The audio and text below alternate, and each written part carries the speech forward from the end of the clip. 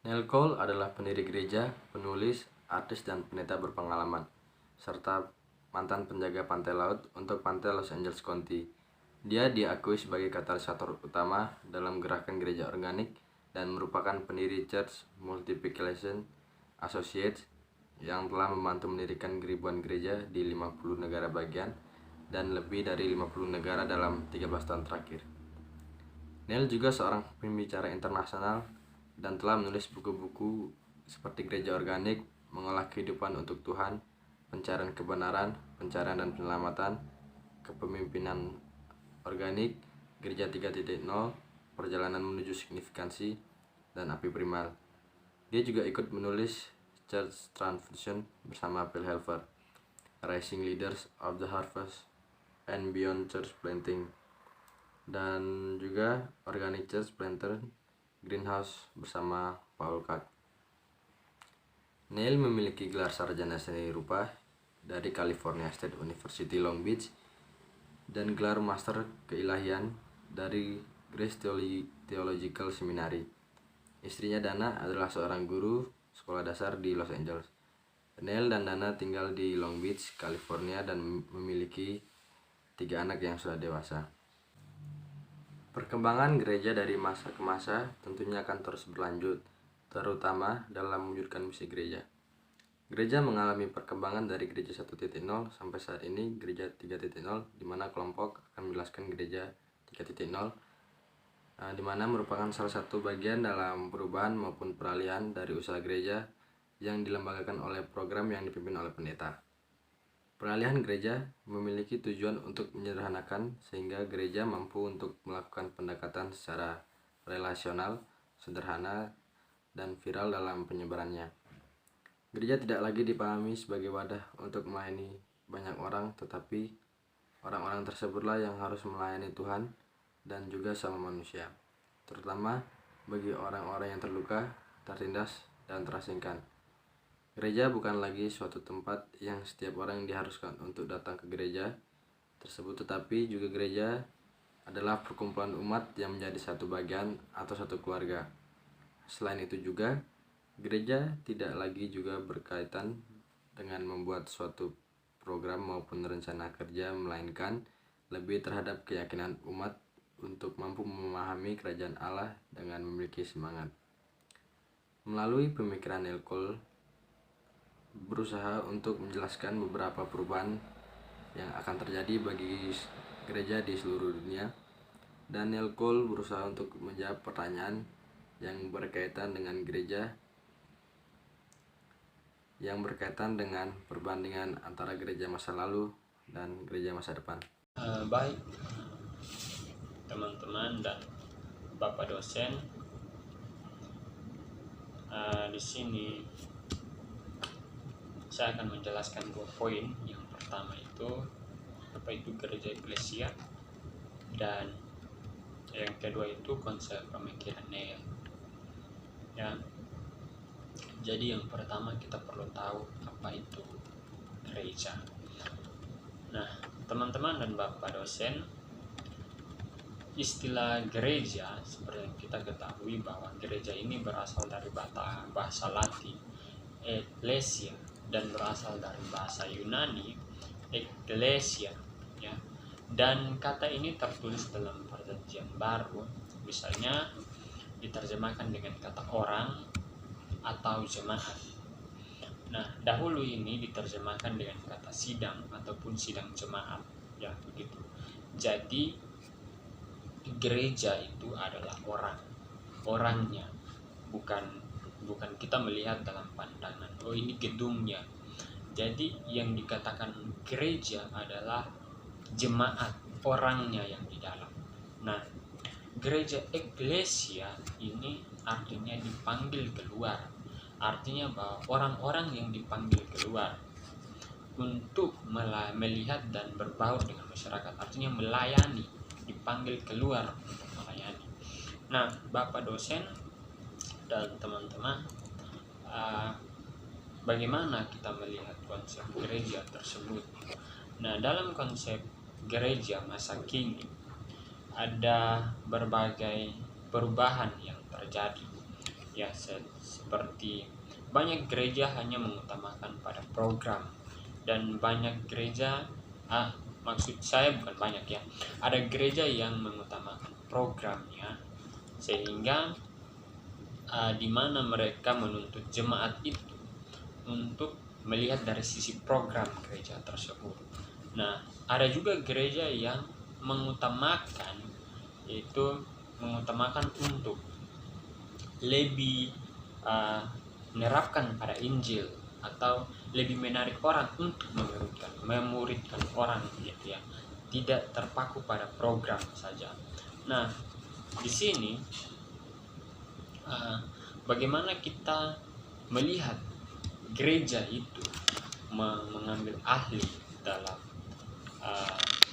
masyarakat yang lebih luas ya, yaitu gereja yang dipanggil keluar ya, yaitu adalah kita melihat bahwa dalam suatu gereja di situ ada pelayan yang bersedia melayani ya, bukan dalam firman saja tapi melayani dalam bentuk apapun. Ketika orang-orang yang dipanggil keluar, orang-orang kudus ini yang dipanggil keluar, yaitu bagaimana mereka berbaur dan melayani di tengah-tengah masyarakat tersebut ya, seperti contoh memberikan firman Tuhan yang kepada jemaat-jemaat yang tidak bisa lagi hadir ke gereja karena faktor usia dan sebagainya. Itu adalah tugas dari gereja ya. Nah, bagaimana kita melihat konsep pemikiran Neil? Nah, di sini Neil melihat bahwa ada begitu banyak perubahan yang terjadi dalam gereja-gereja masa kini ya, yang terjadi. Dia melihat pada konteks di mana gereja itu tidak lagi memuridkan, tapi gereja itu lebih fokus pada suatu proses perencanaan program atau sistem ya, yang lebih menuntut jemaat untuk mendukung program tersebut. Nah, di sini Neil ini membedakan ada dua gereja, yaitu gereja konvensional dan gereja rumah ya. Nah, di sini dia melihat bahwa kalau gereja konvensional itu dia lebih pada program ya, bagaimana menjalankan suatu program dalam gereja tersebut, sehingga jemaat itu dia mendukung apa yang dilakukan oleh pelayan tersebut ya. Sehingga di sini Neil mengatakan bahwa gereja ini dia lebih mengutamakan program, sistem ya. Nah, sehingga Neil dia membedakan dengan gereja rumah. Gereja rumah yang kita ketahui artinya bahwa gereja rumah ini mereka melakukan peribadatan di mana saja, di rumah, gedung-gedung, dan di tempat-tempat luas. Artinya bukan dalam pemikiran kita buat tempat yang luas itu artinya di lapangan dan sebagainya, tidak ya.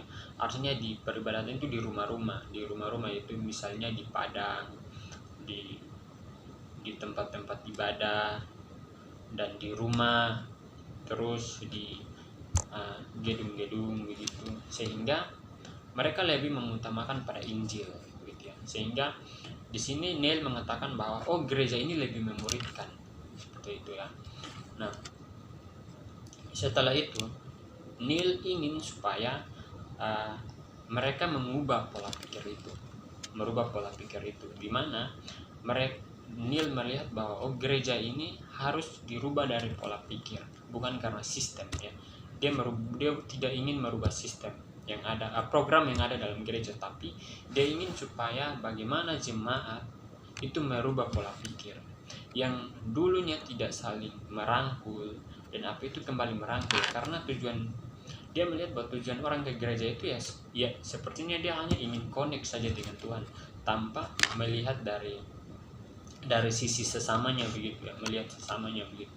Dia mengutamakan dirinya sendiri dengan Tuhan. Makanya itu yang dilihat oleh Neil, dan dia ingin supaya Ini yang harus perlu dirubah dari pola pikir tersebut, ya, pola pikir mindset seseorang. Nah, nanti kita akan melihat konteks uh, dari konteks eksternal dan internal, ya, internal dan eksternal yang akan dijelaskan oleh teman saat. Terima kasih. Baik, kita masuk ke dalam poin tentang perkembangan gereja jika dilihat dari sisi eksternal dan internalnya. Melkol melihat bahwa perkembangan gereja ini bisa dilihat dari berbagai dua sisi, yaitu dari internal, perkembangan internalnya, begitu juga dengan perkembangan eksternalnya. Jika dilihat dari perkembangan internalnya ini, Melkol menjelaskan bahwa perkembangan internal gereja yang ada saat ini, bahkan pun yang ada di kemudian hari, itu merujuk kepada perkembangan yang ada dalam gereja itu sendiri. Lebih tepatnya berfokuskan kepada jemaatnya, yaitu apa? Yaitu kerohanian dan imannya jemaat itu. Bagaimana perkembangan gereja jika dilihat dari hal itu adalah suatu perkembangan yang seharusnya diperlukan dan dilakukan oleh gereja. Maka dari itu, Nelko menjelaskan bahwa perkembangan gereja secara internal ini adalah satu kewajiban atau sesuatu yang harus dilakukan oleh gereja tanpa terkecuali. Dan begitu juga Nelko menjelaskan, dengan adanya perkembangan internal, pasti ada juga perkembangan eksternal yang ada dalam gereja. Yaitu perkembangan eksternal juga hadir dalam gereja itu, yaitu jika dapat dilihat dari perkembangannya naiknya angka kehadiran jemaat yang hadir dalam ibadah minggu atau ibadah-ibadah yang ada dalam gereja. Sehingga daripada itu menjelaskan bahwa perkembangan yang ada dalam gereja itu dapat dilihat dari angka kehadiran yang naik dari jemaat yang datang dalam ibadahnya, ataupun dilihat dari persembahan yang diberikan, apakah naik dari yang sebelumnya ke yang sekarang ini, apakah naik semuanya itu. Maka daripada itu yang dijelaskan atau yang dapat disebutkan dengan perkembangan gereja secara eksternal. Begitu juga Nelkol menjelaskan bahwasanya perkembangan gereja secara eksternal ini menyangkut juga dari apa yang ada di luar gereja itu, yaitu apa? Yaitu budaya yang diambil dari luar dan ditarik masuk ke dalam gereja. Maka dari itu kedua hal ini menjelaskan dengan sangat detail dan dengan sangat jelas bagaimana kedua sisi ini dapat dilihat, yaitu eksternal, yaitu perkembangan eksternal yang berkembang secara dalam, terlebih terfokuskan kepada jemaat, yaitu iman dan kerohanian. Dan selainnya dari eksternal lebih kepada perkembangan yang dititik fokuskan kepada kehadiran jemaat serta persembahan yang masuk dan juga budaya-budaya luar yang ditarik masuk ke dalam gereja itu sendiri.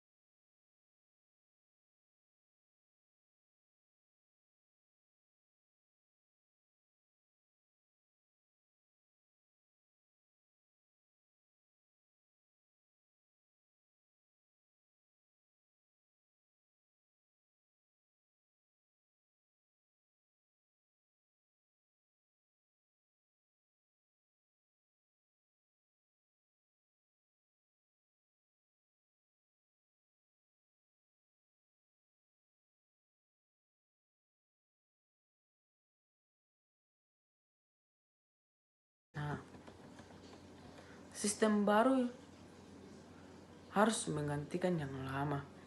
Kedua sistem tidak dapat bekerja secara bersamaan. Intinya, tidak berarti bahwa gereja adalah harus ditutup untuk selamanya, atau bahwa setiap orang harus melakukan gereja secara eksklusif di rumah. Maksudnya, ketika perlu mengganti cara berpikir lama tentang gereja Tuhan dengan cara baru yang dapat melepaskan kesehatan, pertumbuhan, dan reproduksi yang seharusnya menjadi ciri gereja. Nah, seiring berkembang gereja, untuk itu kita melihat beberapa cara di mana gereja dapat menyelesaikan misinya dengan lebih baik di masa depan daripada masa lalu. Perubahan ke gereja 3.0 adalah pergeseran dari pendekatan gereja yang dilembagakan oleh program yang didorong dan dipimpin oleh pendeta ke pendekatan yang rasional, sederhana, dan viral dalam penyebarannya. Alih-alih melihat gereja sebagai sesuatu yang melayani orangnya, gereja menjadi orang-orang yang melayani Tuhan satu sama lain. Dan dunia yang terluka, perubahan dari organisasi menjadi organisme yang sehat dan reproduktif. Gereja bukan lagi sebuah tempat untuk dikunjungi, tetapi sebuah umat untuk dimiliki. Gereja bukan lagi sebuah tempat untuk dikunjungi, tetapi sebuah umat untuk dimiliki. Gereja bukan lagi sebuah acara yang harus dihadiri, tetapi sebuah keluarga untuk menjadi bagiannya. Gereja bukanlah sebuah program untuk menjangkau dunia, tetapi sebuah umat yang membawa kerajaan Allah bersama mereka ke dalam dunia yang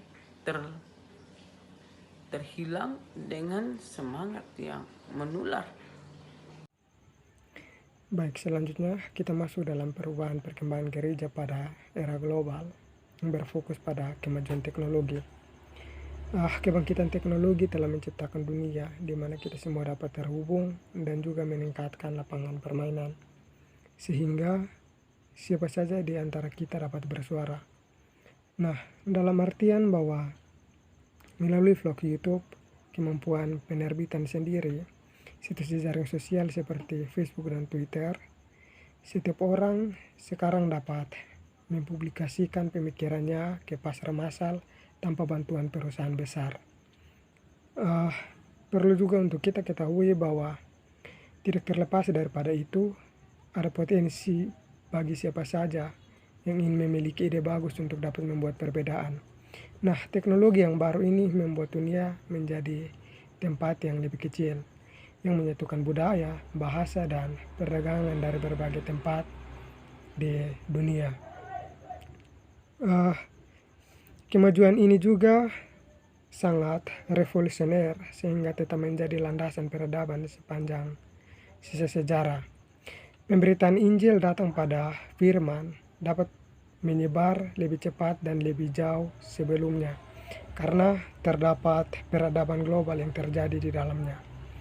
Nah, setelah melihat perubahan global yang mencerminkan tentang berbagai kemerosotan, kita juga perlu melihat bahwa perubahan tidak hanya terjadi secara eksternal atau lingkungan. Mereka ada di hati dan pikiran orang, tetapi juga dari pergeseran pandangan dunia modernistik ke pandangan dunia postmodern. Nah, sehingga sampai pada titik ini gereja harus mampu untuk mengenali perubahan ini dan menyesuaikan cara penyampaian pesannya kepada jemaat. Atau Injil sebagian besar tidak akan didengar oleh masyarakat yang tidak tertarik oleh karena kemajuan teknologi ini. Kebenaran proporsional adalah kebenaran yang disajikan di dalam pernyataan verbal. seperti pernyataan iman dengan proposisinya bahwa kebenaran dapat disajikan dengan cara ini, tetapi seringkali dilihat sebagai tidak bernyawa dan tidak tersentuh oleh sudut pandang postmodern. Nah, kebenaran yang berinkarnasi dihayati dalam daging, sebab kebenaran tetap merupakan proposisi dan tidak pernah menjelma. Itu merupakan pernyataan fakta, bukan keyakinan. Nah, sama halnya jika ketika kita melihat perkataan Yesus, Yesus tidak berkata bahwa aku tahu jalan, kebenaran, dan hidup. Tetapi justru Yesus berkata bahwa akulah jalan, kebenaran, dan hidup. Kebenaran bukan hanya sebuah proklamasi, tetapi juga pribadi. Ini adalah siapa, bukan hanya apa. Ketika kita melihat bahwa kebenaran tidak hanya dimiliki oleh gigi, tetapi mata untuk melihat, telinga untuk mendengarkan, dan tangan untuk menjangkau dan menyentuh para penderita kusta. Nah, kita juga dapat menghubungkannya dengan tingkat yang sama sekali baru. Pada sisi lain, kita juga dapat melihat bahwa makna kebangkitan juga dapat menjangkau orang-orang yang postmodern dan mungkin mencerminkan tentang beberapa nilai budaya mereka. Tetapi gereja bukanlah postmodern. Nah, paham akan kerajaan Allah tidak modern, juga tidak postmodern. Pada saat yang sama, ia dapat berkembang pada kedua sisi. Dalam setiap orang dan setiap budaya secara keseluruhan ada dua realitas yang saling bertentangan, yaitu gambaran Allah dan keburukan dosa. Budaya adalah persetujuan kolektif orang-orang yang hidup dalam batas-batas nilai bersama Allah. Pada saat yang sama, paham kerajaan Allah menebus citra Allah yang ditemukan dalam setiap orang dan di dalam budaya sebagai kumpulan orang-orang yang memiliki nilai-nilai yang sama. Nah, tidak terlepas daripada itu, postmodern juga sebagian besar merupakan reaksi emosional. Nah, hal ini juga dapat dipahami dengan baik melalui nilai-nilai. Nilai mengungkapkan tentang bagaimana perasaan orang tentang suatu yang dapat penting bagi mereka. Karena nilai adalah ekspresi dari apa yang diinginkan. Nilai itu juga membayangi apa yang tidak terpilih dan apa yang terpilih.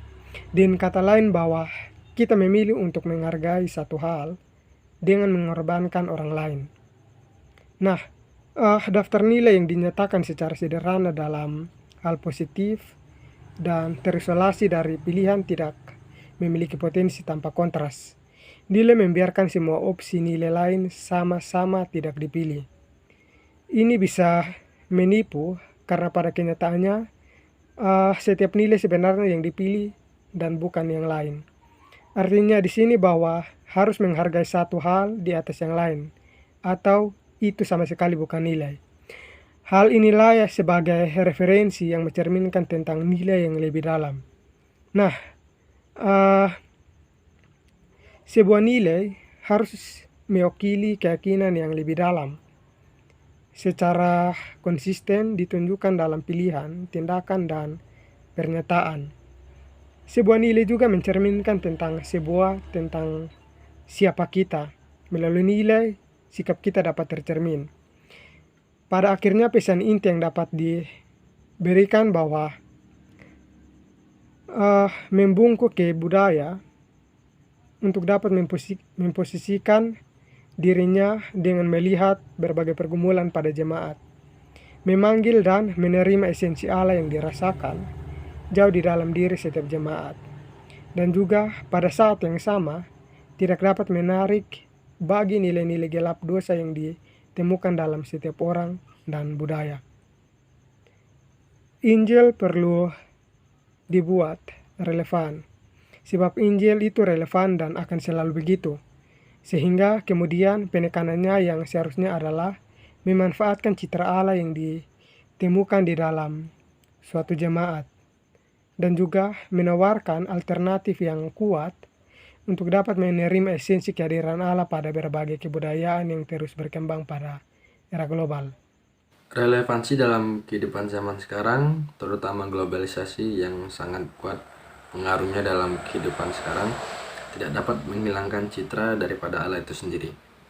Ketika kerohanian diutamakan dalam kehidupan jemaat, terutama kaum Kristen, tentu hal tersebut tetap akan dipakai dalam hal kebaikan sesuai ajaran dan perintah yang diberikan Allah kepada kita. Contoh konkret yang dapat dilihat pada saat ini yaitu dengan adanya teknologi berupa proyektor yang digunakan sebagai penerapan layar bagi jemaat, agar jemaat yang tidak membawa Alkitab dapat melihat teks ataupun lirik lagu yang akan dilangsungkan dalam liturgi yang dilakukan. Dan juga musik yang digunakan untuk memberikan efek positif bagi jemaat untuk lebih dalam merasakan kasih dan cinta kita terhadap Allah dengan memberikan suara-suara dan lantunan yang dapat didengar dengan baik oleh jemaat. Untuk itu, jika melihat pendapat tentang Neil yang mengutamakan pola pikir baru dan meninggalkan pola pikir lama, menjadikan sebuah perkembangan dari generasi tua atau awam menjadi generasi pintar atau Z, dengan perkembangan teknologi yang dimanfaatkan dengan baik dalam kehidupan bergereja.